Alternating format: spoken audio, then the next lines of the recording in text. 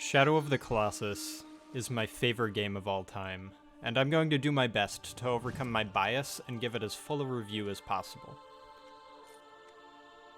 If I were to tell someone what this game is, I would, and have, told them that the Shadow of the Colossus is a cinematic video game featuring massive boss fights and only massive boss fights.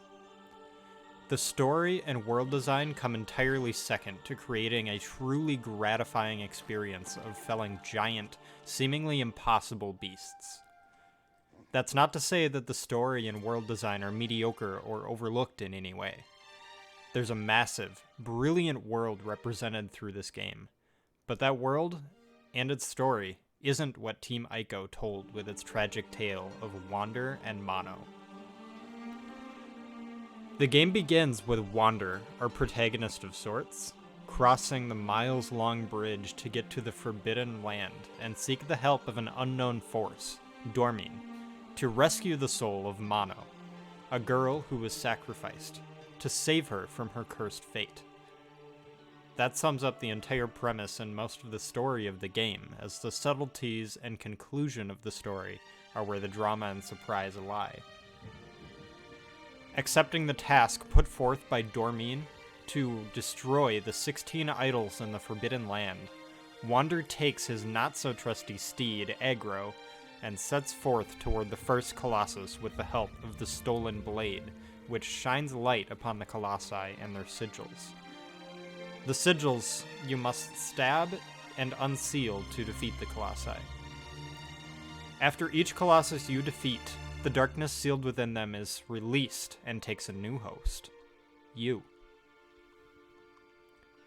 The Forbidden Land is depressingly dark and muted in color, likely to represent the exile in which these idols and Dormine have been placed.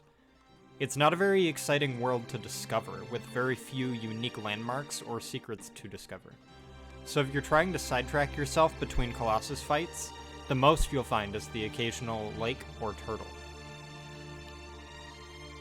The music in the game was fully orchestrated and designed to react fluidly to your actions in the game, changing seamlessly as you dive underwater, transition to a cave, or climb atop one of these giant figures.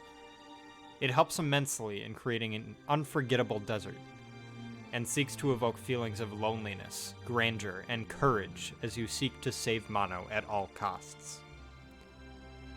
The game isn't without its flaws, as the controls are loose to the point of feeling uncontrollable, likely by design, as the stumbling and climbing mechanics very closely match the efforts one would realistically have while climbing and maintaining grip on such huge monoliths. Controlling the movements of your horse, Aggro, are also very hit or miss, and often feel as though the horse mistakes small rocks for brick walls in the way he often stops abruptly or quickly steers away. Especially with the visual advancements and mechanical adjustments in the PlayStation 4 remaster, I can't find any reason for someone not to play this game. It is a modern classic.